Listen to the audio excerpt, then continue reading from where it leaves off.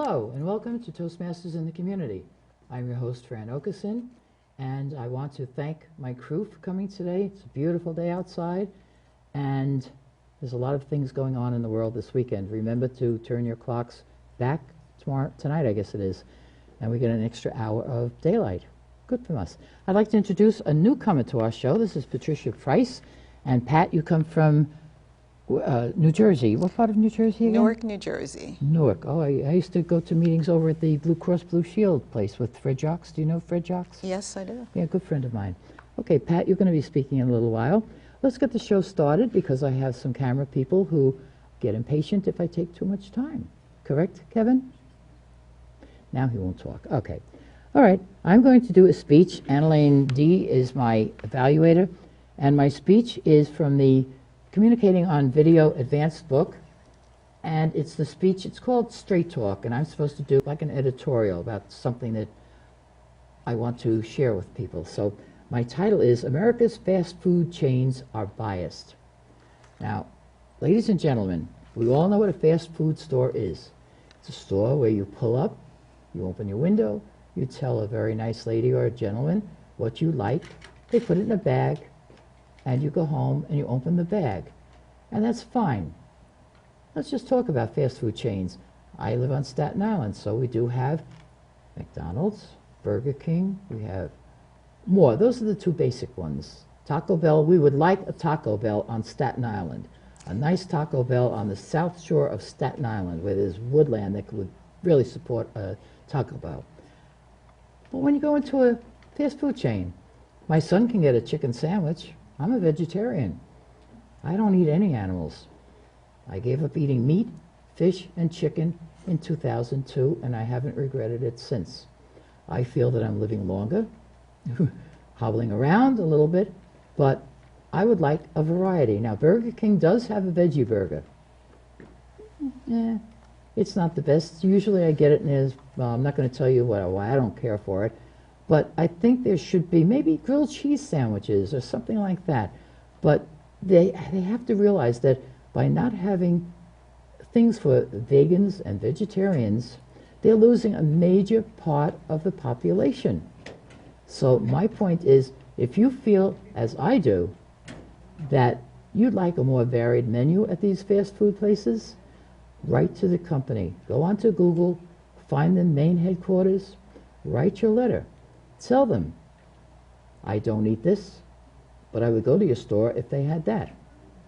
Now, McDonald's did for a while, had mozzarella sticks. Cheese I can eat. I'm not a vegan. I'm a vegetarian. I don't eat anything that had a mother or father, mother primarily, because you know who the mothers are. And I don't eat anything that can look me in the eye. I'm an animal lover. But McDonald's now doesn't have mozzarella sticks anymore. So I don't care about McDonald's. It can stay there. I just, we really don't go there that much because there's nothing that I can eat. My son doesn't want to go and eat a chicken sandwich while I'm watching because that bothers me too. So folks, keep in mind, if there's something that you don't think is right, go on Google, get the main headquarters, let your thoughts be known. And that's my gripe for the day. Do you eat meat? Yes, I do. Okay. You have every right to eat meat. I love it. Okay, Pat. Okay. Ken, I guess you're second, right, Ken? Yes. Ken's in a couple of clubs, and Ken is one of my good friends. Ken is a good guy. He's been an area governor, and he's a very good math teacher. He teaches calculus at Brooklyn Tech. But you didn't like that cartoon I cut out of the advance about the calculus when I gave it to you. Okay, Ken, let's see what you're doing today. Oh, yes, very good speech. Ken, you're doing speech number 7. That's research your topic in the basic manual. You have 5 minutes, and Paul Paradise is your evaluator. And your title is My 21st Century Classroom. Let's all welcome Ken Raftery, DTM. Thank you, Fran, fellow Toastmasters and viewers. At our last taping, Fran was speaking about her days in school. And in my evaluation, I said, when I visualize Fran in school, I somehow think of the Little House on the Prairie schoolhouse. Which is not to say that Fran looks like she was born in the 19th century.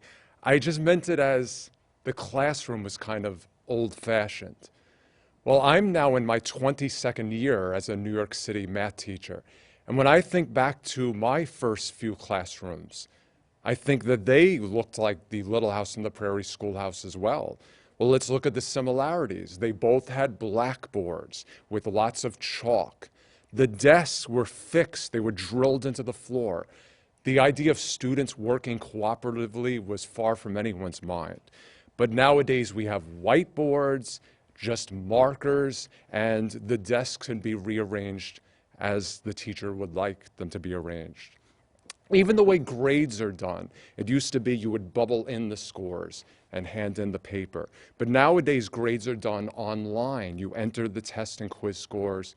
The parents and students are aware of their average in real time. But one thing I'm proud of myself, I've adapted to changing times. For example, when I went to high school, calculators were not allowed on any exams. I didn't own a calculator. But by the time I started teaching, scientific calculators were allowed on Regents exams. But nowadays, the common calculator is graphing calculators, and they can get quite fancy. They're allowed on the Regents. They're allowed on some portions of the AP exam. I used to not like calculators, but if any teacher who does not show their students things on the calculator is not teaching the course correctly. The AP Calculus exam asks some questions that aren't answerable without a calculator.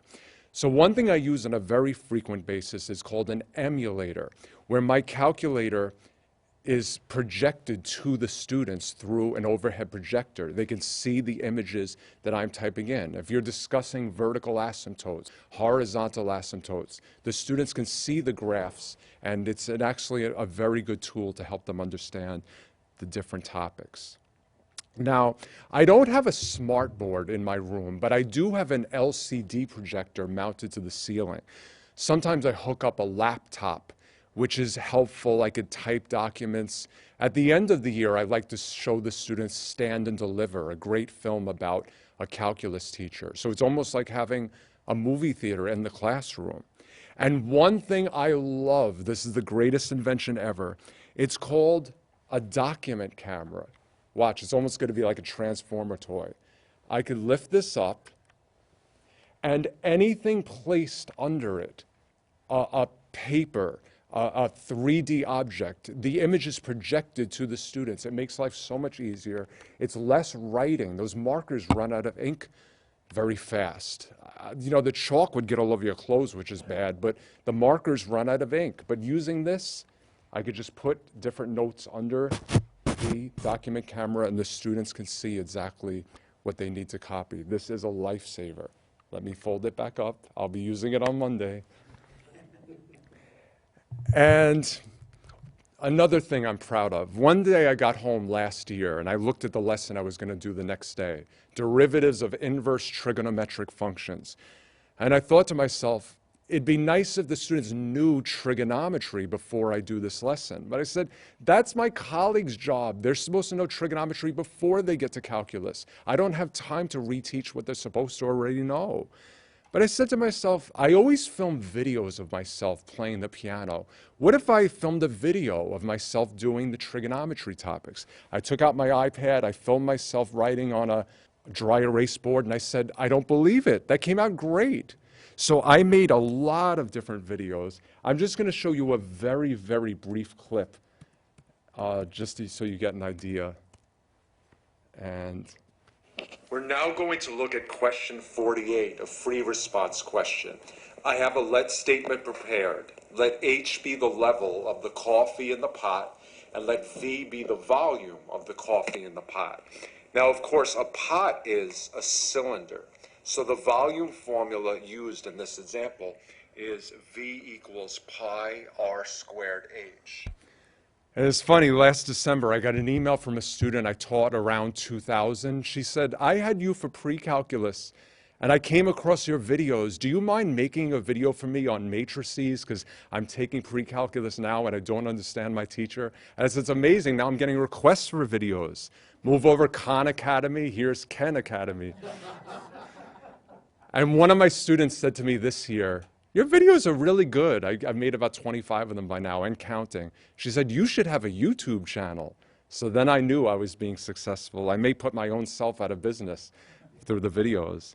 So things I don't have time to do in class, I put them on video. It's funny, if any of my students from 1995 are watching, they're going to say, Mr. Raftery uses graphing calculators, videos, document cameras. Well, I would say, welcome to my 21st century classroom. Madam Toastmaster. Thank you very much, Ken. Very interesting. I don't understand much of what he was talking about, but that's all right. The technology was interesting. It was very, he's Yes, very, it very was. clever that way, but you need a young person to do that. I got through algebra without too much trouble. You probably laugh at that. All right, Pat, you're next. You have the I'm nice- next? Yeah, you're speaker number 3. So Patricia Price, Pat, is a competent communicator, and you're with the New Heights Toastmasters over in Jersey, correct? That's correct. New Heights, Very good. Jersey City. In Jersey City. Good, good. You're doing speech number 5 from the Professional Speaker Advanced Manual. The motivational speech, you have 15 minutes. Timers, please be very cautious there. Irene Rosato is going to be your evaluator, and your title is Imagine, Believe, and Achieve. Let's all welcome first timer, Pat Price. Well, good morning, Toastmasters, as well as guests, as well as the audience, TV audience. Imagine, believe, achieve. This topic came to me as I had a win in my life that I wasn't expecting, and when I thought about it, my imagination flew with me. Imagine if I would have thought that it wasn't possible to be done. Imagine if I would have given up on my hopes or my dreams. Imagine. As a child, we are born with no limitations in our minds. We come out feeling that we can achieve the impossible. But someplace along the way, our beliefs become confined. Whether it's from our family, whether it's from our peers, whether it's from our environment, our imagination begins to shrink or it can grow. It affects our beliefs. Imagine a child not being hampered by their thoughts, but being encouraged and inspired that you can achieve. Imagine a child whose thoughts are hampered and told what they can't achieve. Just imagine, what would the two achieve in life? Would the one who's been inspired achieve more than the one who was told they could not? Imagine. Our beliefs affects our journey. What do you believe? What have you been told about yourself? Have you been told that you can achieve regardless of your circumstances? That life has a lot to offer you? Do you feel you can achieve? Imagine, believe, achieve. For some, is quite easy. For others, it's a challenge. Perhaps you've heard the story of the elephant. See, when a baby elephant in a circus comes about, they put chains on that baby elephant's legs. Why? To condition the mind that as it grows up, that the chains will hold it in place and it can't move around. But guess what? That elephant has strength imaginable that could break those chains as it gets bigger. But because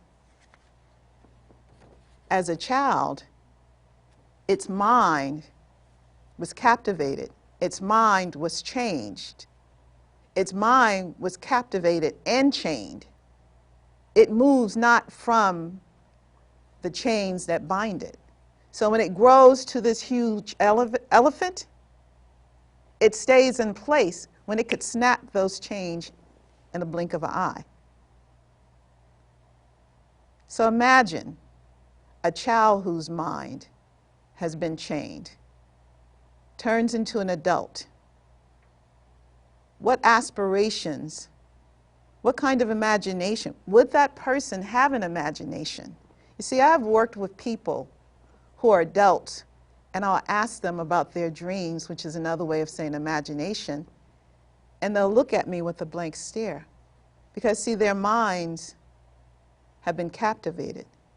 There is no imagination or dreams of what can be achieved. There is no belief that I can overcome those circumstances, that I'm more than what my environment shows me. And then, to add to that, the media, perhaps the school system, perhaps even within their home, there is nothing encouraging them that they can be more and that they have a purpose. Because, see, we all have a purpose. Life has a way of shaping us to either go forward towards that purpose or fall back from it. So just imagine, how would you, with all those circumstances being against you, you're that child who grew up in an environment where you were not encouraged. How would you begin to believe? How would you begin to achieve? I often hear, pull up your bootstraps, do something for yourself. But how would you pull up your bootstraps if your bootstraps don't have strings in them to tie and pull up? Now, I'm not making excuses for circumstances, but I'm asking you to imagine the other situation. Imagine, believe, and achieve. For some, comes easy. For others, it does not. But then, I love to read or hear about those that overcome. For some reason, despite the circumstances, they're able to overcome. But I guarantee you that it was something within their life, there was someone in their life that opened up, broke those chains, that bound their minds, that they were able to move forward and imagine, believe in themselves, and move forward towards achieving. I think about the Wright brothers. They thought they could fly. They didn't have a license to fly. There were no airplanes around. But whatever was in them that inspired them, they thought they could fly. And they began on the principle that flying is possible. They believed in themselves despite what the outside world was saying. Even their father thought they were crazy. But they continued on the principle that I can fly. And despite what the outside world said, their imagination and their belief continued. And we all know what happened towards the end. They achieved flying. So imagine if we can duplicate in our communities a kind of belief that despite the situations that we can achieve, despite our hardships, that we can achieve. But how do we get that going? It has a lot to do with the village. And the village is not just a village in your home. The village is outside of your home. The nurturing that's needed to get that imagination going. Instead of saying what we can't do, let's look at other options. Let's use what we have to move forward. Because this child, your child, our child, deserves to have the ability to imagine, deserve to have the ability to believe in their dreams, deserve to have the will and the support to achieve. Imagine classrooms that have the same type of technology expert teachers, the same type of circumstances that other communities have. What would that child produce? Imagine. What would those beliefs be like? Imagine if they have the support to step outside of their world and see what they can achieve if they believe. Because like the baby elephant that grows up to an adult, they're not going to move. They're going to be confined to that area without growth. Shakespeare once said, "Four walls does not a prison build." See, it's not the prison that we see, it's the prison that we think. So again, imagine if we didn't have chains on our mind. We probably would have cure for cancer by now. We would reach for our potential because, again, we are all given God-given potential. And the biggest waste of our potential is found in the graveyards, because in those graveyards, those imaginations no longer have life to go after what they believe. They no longer have the ability to go after what they can achieve. So imagine that we work towards our beliefs and towards our achieving. What would that look like? If we could imagine with all our mind, if we could believe with all our heart, if we could believe with all our might, just imagine what the world would be like.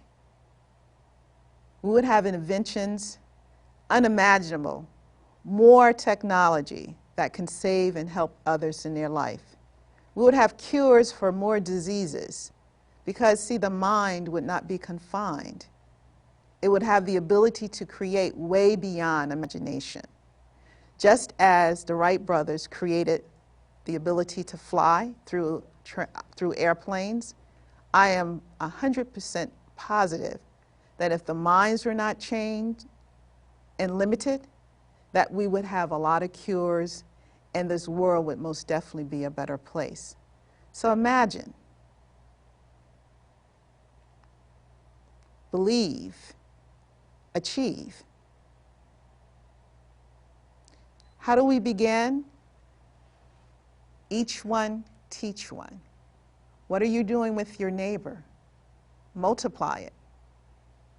How do you help one? What do you do in terms of volunteering in your community? Where do you use your talents to help someone else to imagine, to help someone else to achieve? What time do you take out from your busy schedule to give back as you have been given? Because we all have a purpose, and the biggest purpose of all is to be of service. And being of service means that you're giving what you have been blessed, that talent you have. I think of the young man, Eric LeGrand, who had a terrible accident when he was hurt on the football field at Rutgers. His talent was football, but his purpose now is being the face of the paralysis community, where he's taken the place of Christopher Reeves to be the face to encourage funding for the cure of paralysis. So his talent was football, but his service is to raise funding and to help research to find the cure from paralysis. Why? Because he believes one day he's going to walk. His imagination pushes him that I am going to be able to walk. I believe my face will help others to have the encouragement that they too. I push myself forward through exercising, painful exercising, because I believe I'm going to walk. And while I'm working in this area of trying to walk, I'm giving back by service because I'm helping to raise money for those too who are paralyzed like me. Imagine the mindset of many other people across the world who has the same type of belief, imagination, and want to achieve in the areas that they were purposed to do. What would this world be like? Imagine, achieve, believe. Thank you. I am very impressed. You have a beautiful speaking rate. Oh, we can all learn from that. That's very, very nice. Thank you very much for coming, and I hope you come back again. You're welcome. Okay, our next speaker. See, we let you out of the control room once in a while, Isaac. Okay. Which camera would you like to have the lights flashing so you can be looking all over the place? You want the whole world. All right, our next speaker is our director, Isaac Gobinovich, distinguished Toastmaster, and doing speech number 8 from the basic manual, Getting Comfortable with Visual Aids. You have 5 minutes. Joe Marizio, one of our timers, is your evaluator, and you're going to tell us all about going north. Let's all welcome Isaac Gobinovich. Madam Producer, fellow audience, and most welcome guests, I have to apologize. Actually, I teach never to apologize when you speak, but I have to apologize. I forgot the theme of my speech. See, speech number 8 is dealing with visual aids, and I had full intention of bringing pictures and charts and graphs, and I forgot. So I'm the only visual aid for today. Going north. What does it mean, actually, going north? When I came out with this title, it was an interesting premise. I was going on vacation, which I came from, and we were going north. It seemed like an interesting idea at the time. So normally, by winter time or fall, winter, people go south, like Caribbeans and other islands. But my partner and I said, you know, we've been to Caribbean islands, so let's go somewhere we haven't been yet. So we decided to go north, New England and Canada. How do you do that? Cruise. Wonderful. Royal Caribbean leaves from Boston and goes to Maine and then Halifax. So we decided to go. We booked the cruise, we booked the cabin, everything was fine. We actually drove to Boston. It was like memories come back because my daughter went to Boston University and I was there in and out for 4 years. And last week, or actually 2 weeks ago, when I was driving there, I said, oh gee, that's kind of interesting, you know, brings back the old memories. Some of them very good, some of them like tiresome, driving back and forth in one day. Wouldn't recommend it. In any case, we went there, we were in Boston for a day, then we boarded the ship. I don't like these huge mega ships with thousands and thousands of people and then all these nice things. Some people say they're amazing. Well, it's a matter of taste. I'm not saying it's good or bad. I don't like it. This one was not this huge one. It was a mid-sized ship with about 2,500 people on board. But it wasn't crowded, which I loved, and it was so many things to do. So we went, first stop was in Maine, and I thought, well, what are we going to do in Maine? It's like, there's nothing to do, nothing to see. I was wrong. We had a very nice walk in a town. We went a little bit of shopping, a little bit of sightseeing, a little bit of everything, and we came back to the ship, and, well, I gained about 8 cruise pounds, which I'm working on dropping them now. So we had nice meal, everything was very nice. Then we had another port, another day, which was also good. We walked again, and I am not used to walking because the nature of my job is I'm a driving instructor, so I'm moving all day long, but I'm not moving. I'm sitting in a car. So I'm not used to walking. But when you get into it, it kind of gets easier. So the second day was a little bit easier than the first one. And then we had a third stop in Bar Harbor, Maine, which even smaller town. It's like a little island. And it's beautiful. All these little islands around and water and yachts. It's very interesting. I like water, I like islands, and I enjoy seeing it. The next stop was in Canada. And then the last stop, that's what I will concentrate on. It was in Halifax, Nova Scotia. Halifax is a very interesting town. Actually, it's the ships or the boats from this town were the first to respond to Titanic when it went down, what was going down. They have a big maritime museum and a big exposition of Titanic. And they talk a lot about it because, well, it's part of the heritage of this city. And the city has a huge citadel, which was built to protect England from America, or English properties in Canada from Americans. The port was never fired a weapon, and it was never occupied. So I guess Americans never attacked Canada. That was what is. But we had a nice tour of the citadel. It was very interesting to see from the top, but down, see the city. And the cruise itself was wonderful. So sometimes it pays to go north versus south, even in a winter. Madam Producer. Isaac, I believe that the show's producer sent you a little reminder email. If you're doing number 8, do you have your props? I know. Okay, I you are apologize forgiven, my again. son. You are forgiven. Okay. You have too much to think about. Thank you very much, Isaac. What a nice travelogue. Okay. Hello. Who's on your camera? Oh, it's on me. All right. Our final speaker on this show is Kevin J. Thompson, Distinguished Toastmaster, doing speech number 1 from the Speaking to Inform Advanced Manual. I do love that manual because you can talk about anything. You have 5 minutes. Oh, good Lord. I'm your evaluator, and I don't have your manual up here. Oh. But you give it to me between the meetings, and I'll be very happy to spend my valuable time. Instead of resting, I will write up your evaluation. Unless you can get somebody to come up on the side and give it to me. And your title is Why Write a Book? Let's all welcome Kevin Thompson.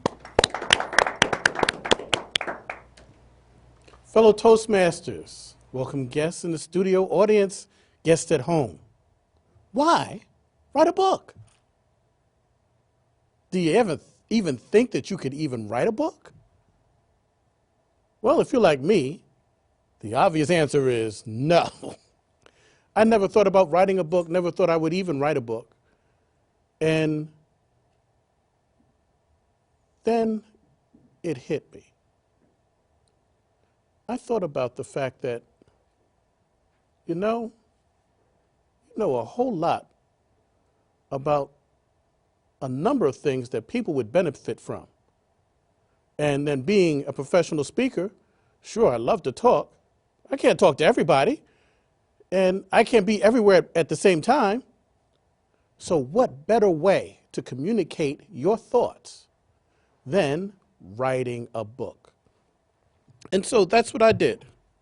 I wrote my book, Everyone is a CEO, where CEO stands for Customer Experience Originator. But let me tell you about the entire process of writing a book, because it's the process that really blew my mind. So I started writing a book probably about 5 or 6 times, started, stopped, started, stopped, started, stopped, started, stopped, and never got any traction. And then I went to an NSA convention and met a young lady who is I would call her, well, actually her name is the book midwife. So what she actually does, she helps you birth your book. And so what I would recommend that you do is to do like I do. Do like I did it and actually get a coach to help you organize your thoughts, but most importantly, especially for me, was to stay on track. Because staying on track was something that I needed to do. And I got so focused, I looked at writing this book as a task. So, I had everything laid out, and, I had all of the things I need to do, did the mind map, everything else, had the chapters, and then started writing and put, all the things down and wrote. And I'm like, oh, done. Then gave the book to my sister. And she read it, she's like, okay, well, where's the stories? I looked at myself, stories? Because it wasn't about adding stories, it was about completing a task. And she said, Kevin, if you're going to write a book, you have to have stories in it. And stories, as you know, if you've watched Toastmasters for any length of time, stories, you know, connects people to events and also embeds the thought process of a particular thing that you're trying to convey to an individual and provides an opportunity for them to communicate that thought to others. So stories had to be in the book. So I went back and reread the book and added stories to the book. And this tiny little book, I think it's 114 pages, took me 2 years to finish. 2 years. I never would have done it without having a coach to keep me on task. And you know, I had someone do the graphics for me, and I really appreciated the fact that I finished it. So why write a book? So that your message can get out. Why write a book? So that you can convey the information and knowledge that you have to others. Why write a book? Because you need to communicate those secrets that you have that could be a benefit to others. So again, do like I did, go out, get a coach, write a book, and share your knowledge with others. Madam Toastmaster. Thank you very much, Kevin. Try to get that book up for me, please. Okay. Now we go into the evaluation portion of the meeting, and my speech was evaluated by Anna-Lane D., whose mom, Lucy Kahn, can't be with us today because she's at the District 83 conference. So I'm very glad you came with your dad and your son. We have part of the family Part of the today. family, yes. Okay, why don't you tell us what you think and stand where you were told to by the mic, okay? Good morning, everyone. Good morning, Madam Toastmaster. Good morning, guests. I'm the evaluator for Fran, and it was in regards to her speech, America's fast food chains are biased. I think she did very well with expressing her concerns and issues with the current issues she has with fast food chains. And it's right, because there is a limited amount of menus for vegetarians and vegans, and that is a big concern to a lot of people going towards the health movement and a healthier lifestyle.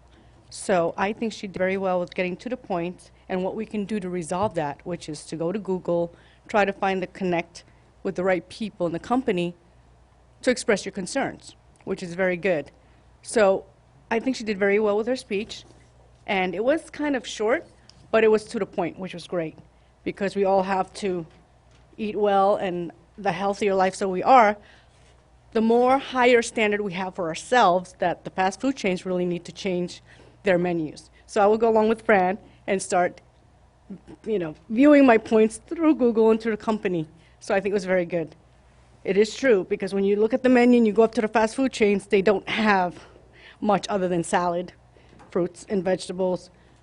But most of it gets also mixed up with the meats and other byproducts of the, when you go and you do the French fries and things like that, it gets mixed up with the rest of the meat, so you've got to make sure. But thank you, Fran. It was a very good speech. Thank you very much, Anna-Lane.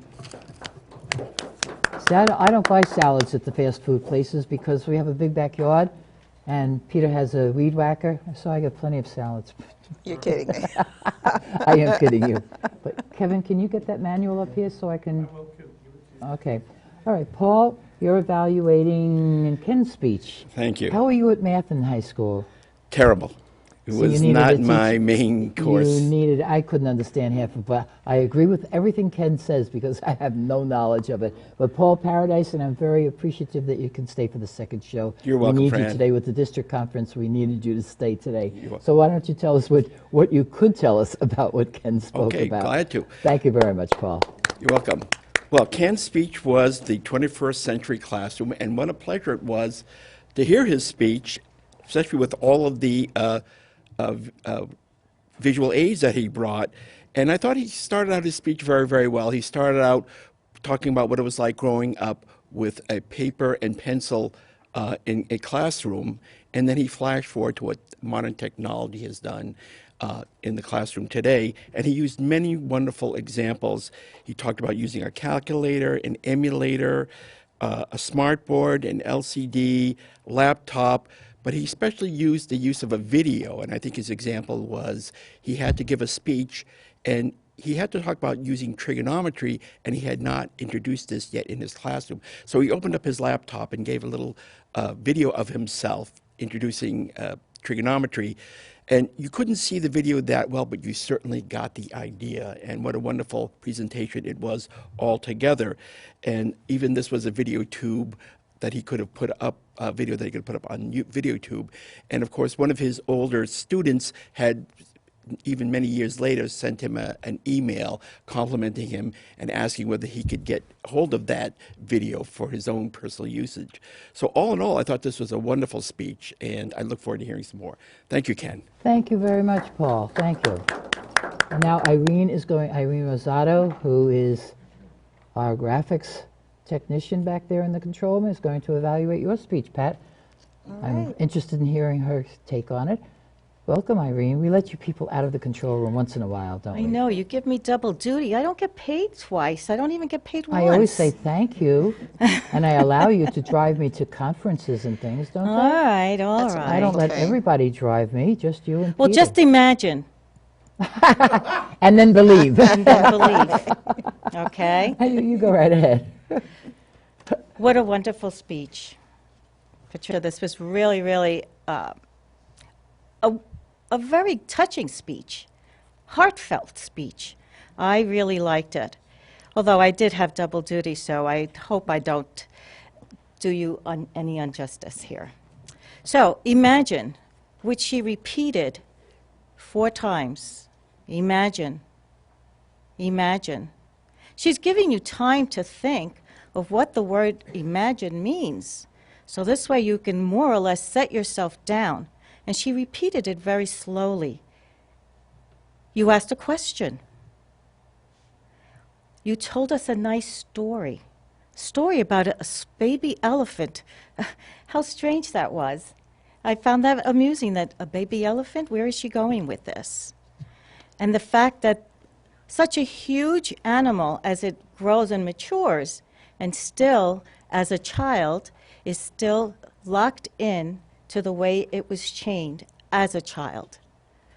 So, moving forward to us humans, if we do not teach our children the right things to do, and give them the ability to imagine, to think, and to know what's out there for them, there's no way that they can enhance themselves and better themselves. You have to have an idea. You have to know, geez, I wish I could. Well, you know what? You can. But you have to have someone to give you that push. So it goes from generation to generation. If no one pushed me, how would I know how to go forward and to teach others?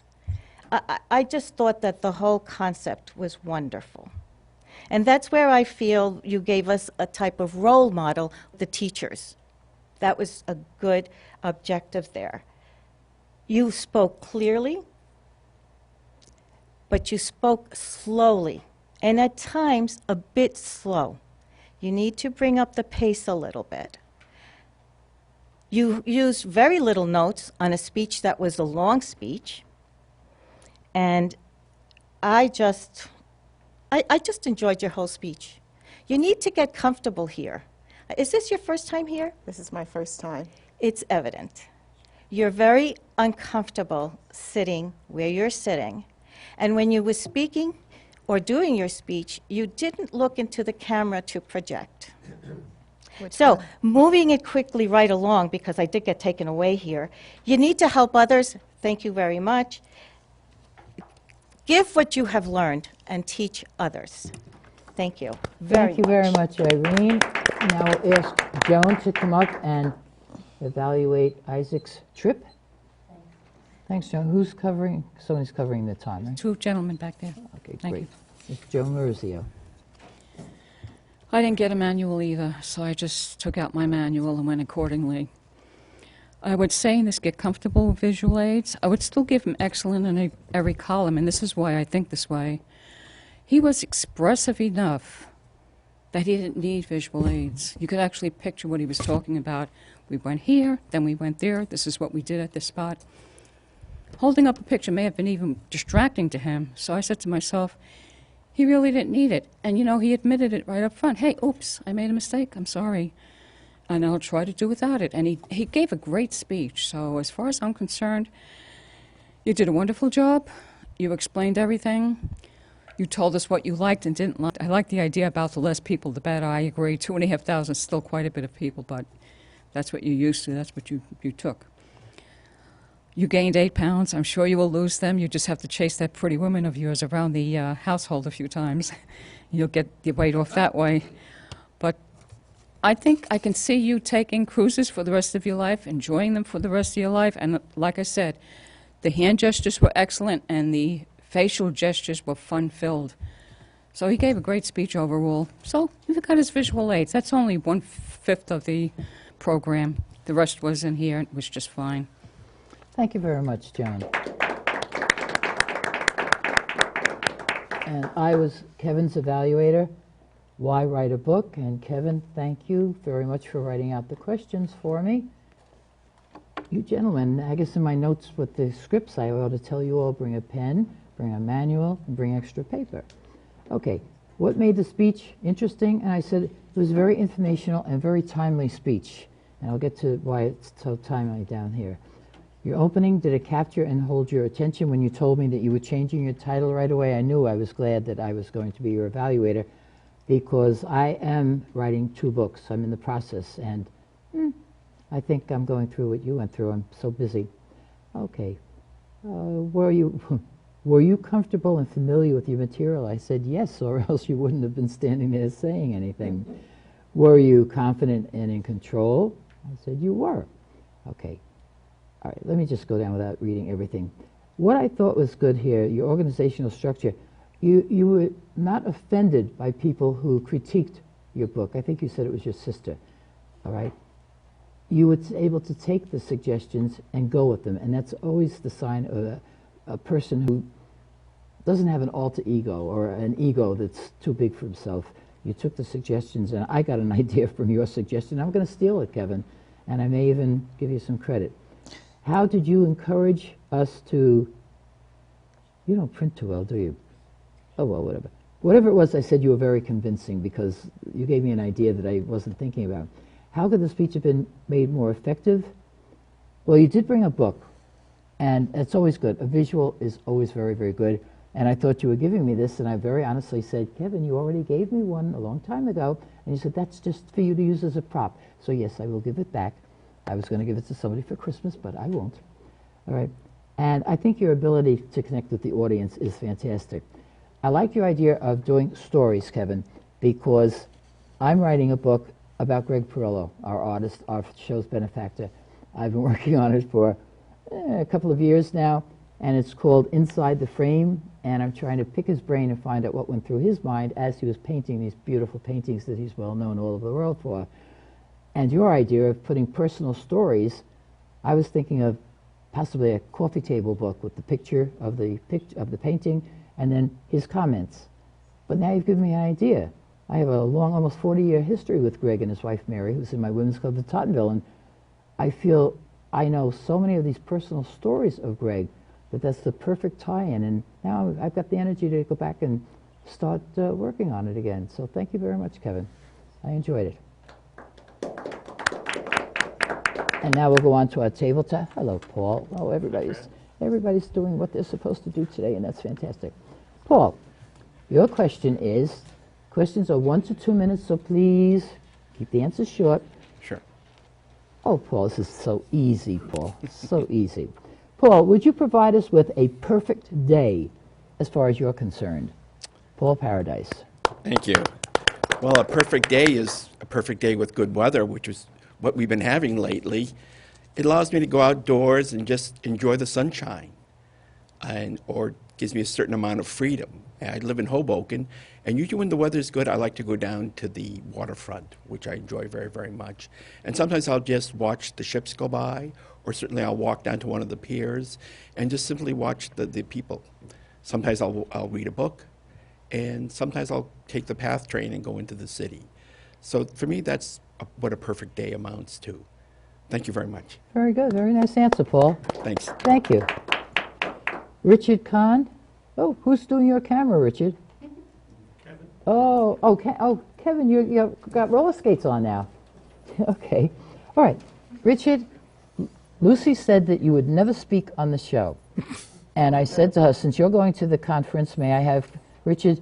Oh, I'm sure he'd like that. So things have changed over the years.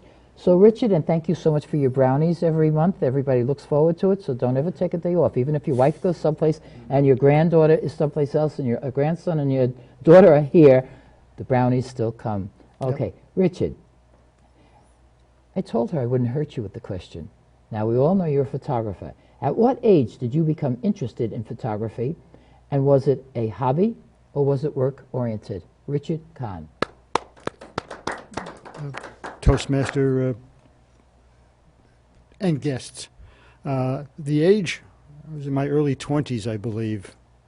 It's a hobby. It still is a hobby. I was paid for some things, but mostly it's a hobby. It's a how should I put it? A compulsion to take pictures, and it's a compulsion that I enjoy, and that's about it. I love doing what I do, and I'm fairly good at it. Well, you're very gracious here, and you take a lot of pictures, which we do treasure when you do send them, and I do send them out to the people who are involved. So we really enjoy your being here, and it seems like more Kahn family members are here today than our regular troop. We have 14 people on our crew, and some key people from the show are over at the conference today. So we appreciate that you still come with your goodies. You're quite you welcome. can also come without the goodies, but one day he walked in with a whole sheet cake for us. It's another compulsion. Very generous man with his time. And he bakes it himself. I wouldn't say he bakes the brownies all the time. Yes. But and sometimes he puts nuts in them because some people can't take the nuts. He's very, very, very, very thoughtful family. But that's the kind of person Lucy has trained you to be.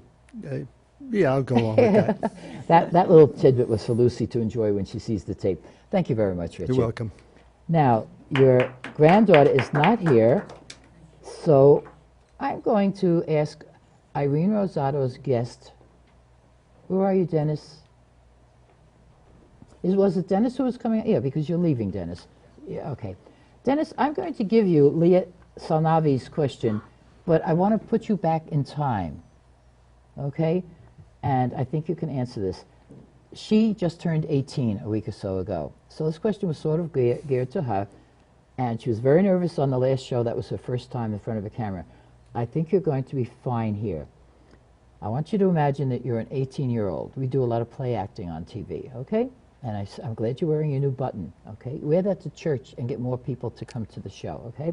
All right, if you were invited by a foreign government to join their student foreign exchange program for only 1 year, would you accept the invitation? And if you accepted, which country would you prefer to have made you the offer? Dennis, what is it, Coulter? Cutter. Cutter. Dennis Cutter. Do you need it repeated? No. Okay. Thank you very much, Dennis. It's been a long time since I was 18 years old. Well. I would love to have had the experience of being a student abroad. Fortunately, my daughter was able to go to New Zealand for her junior year in college. I would love to go to Ireland. I've been to Ireland twice. I was there just this past July, and it's a wonderful place to go back. I was surprised how little it had changed, but I think that's part of the charm of Ireland. I stopped at Trinity College, stopped at the Guinness factory, which is a must for anybody going to Ireland, and the Blarney Stone, which I'd kissed 40 years ago. So if I'm ever going to be part of the Toastmasters, having kissed the Blarney Stone and being given the gift of gab will certainly help me to be a Toastmaster. How did it feel to be hung upside down, though? That would stop me right off the bat. It's a bit scary. As you're leaning back, the older gentleman who is there to help you says, relax, lad, we haven't lost anybody this year. Thank you very, very much. I hope you'll join the North Shore Club. It's a nice club, and Irene is the president this year. Thank you very much, and I hope you'll come back again. All right, I see that we have time for one question. Do I have a guinea pig who would like to run up there and take one of my, this, I don't know if I sent you this, I came up with 320 speech ideas. Would you like me to send it to you? I would love it. I use it for tabletops, I use it for anything. Kevin, you're Hello. back again? All right, Kevin, it's my Chinese restaurant, 320 speech starters, ideas, and table topics. I created this. It's called Speech Tips a la carte. Why don't you put your finger on any word on here, just without sight. Oh, Just, that's right. okay. Now she expects you to read it. Well, I wrote it. Genealogy, Kevin, and watch the time, please. We have 1 minute and 29 seconds. So, Okay. genealogy, Kevin Thompson. I don't believe much in magic at all. So you're talking about genealogy. And because of Pat, I'm using my imagination. So that's why I'm saying magic and genealogy. Genealogy, the study of where you came from and why, is an opportunity for you to go back in the past and connect with those who are going to be coming in your future. Very nice, Kevin. Very, very nice. I see by the time, Pat, we're just about out. How did you like your first experience? And watch the camera over there, okay? Which camera? Number 3, right Number over there. 3. Yeah, just watch The it. first experience was a little nerve-wracking because I didn't know what camera to look at and what to do and how to sit. So not as much nerve-wracking. Oh, that camera. Okay. Follow the little red light up there. All right. They like to play with the So 3 cameras. it's a learning curve, but with anything, you learn as you go. So I like having the first opportunity to be here with such wonderful people. Okay, and I'm watching the time. Folks, please watch our show, Toastmasters in the Community, on every Saturday night at 7 p.m., Channel 34. Get in touch with me if you want to learn about the 6 clubs in Area 64. I am the Area 64 Director. Thank you very much. Pat, you were great. You were absolutely great. That's I- a I- question.